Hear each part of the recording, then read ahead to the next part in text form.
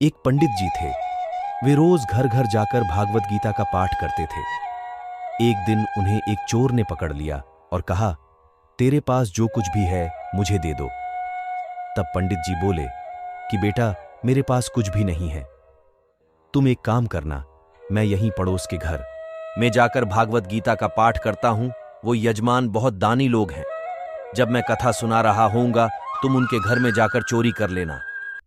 चोर मान गया। अगले दिन जब पंडित जी कथा सुना रहे थे तब वो चोर भी वहां आ गया। तब पंडित जी बोले कि यहां से मीलों दूर एक गांव है वृंदावन। वहां पर एक लड़का आता है जिसका नाम कान्हा है। वो हीरों जवाहरातों से लदा रहता है। अगर कोई लूटना चाहता है तो उसको लूटो। वो रोज रात को उस पीपल के पेड़ के नीचे आता है जिसके आसपास बहुत सी झाड़ियां हैं। चोर ने ये सुना और खुशी खुशी वहां से चला गया। वो चोर अपने घर गया और अपनी बीवी से बोला कि आज मैं एक कान्हा नाम के बच्चे को लूटने जा रहा हूं। मुझे रास्ते में खाने के लिए कुछ बांध कर दे दो। पत्नी ने कुछ सत्तू उसको दे दिया और कहा कि बस यही है जो कुछ भी है। चोर वहां से ये संकल्प लेकर चला कि अब तो मैं उस कान्हा को लूट के ही आऊंगा। वो पैदल ही पैदल टूटे चप्पल में ही वहां से चल पड़ा। रास्ते में कान्हा का नाम लेते हुए वो अगले दिन शाम को वहां पहुंचा जो जगह उसे पंडित जी ने बताई थी।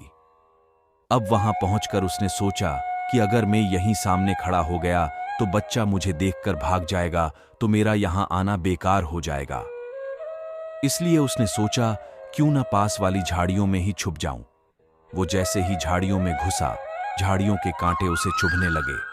उस समय उसके मुंह से एक ही आवाज आई, कान्हा, कान्हा। उसका शरीर लहूलुहान हो गया, पर मुंह से सिर्फ यही निकला, कान्हा आ जाओ, कान्हा आ जाओ।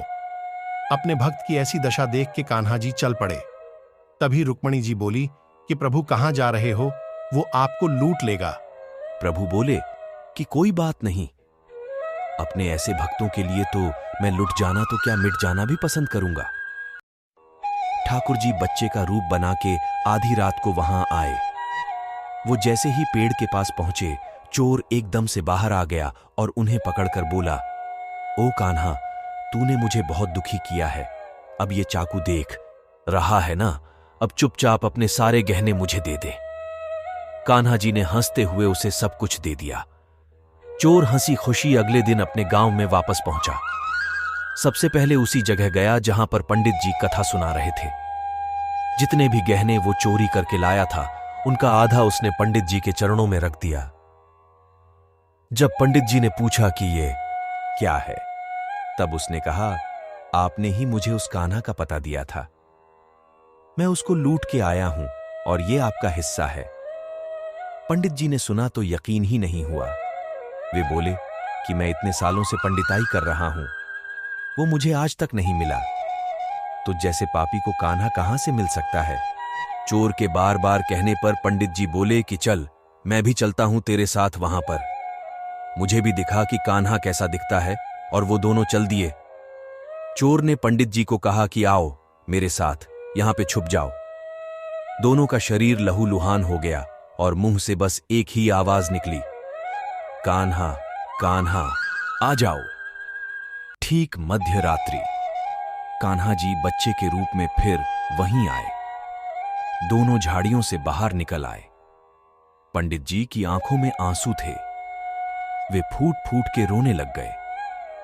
चोर के चरणों में गिर गए और बोले कि हम जिसे आज तक देखने के लिए तरसते रहे, जो आज तक लोगों को लूटता आया है, तुमने उसे ही लूट लिया। तुम धन्य हो। आज तुम्हारी वजह से मुझे कान्हा के दर्शन हुए हैं। तुम धन्य हो। सीख ऐसा है हमारे कान्हा का प्यार अपने सच्चे भक्तों के लिए। जो उसे सच्चे दिल से पुकारते हैं तो वो भागे भागे चले आते हैं। प्रेम से कहिए श्री राधे, मेरो तो गिरधर गोपाल दूसरो न कोई।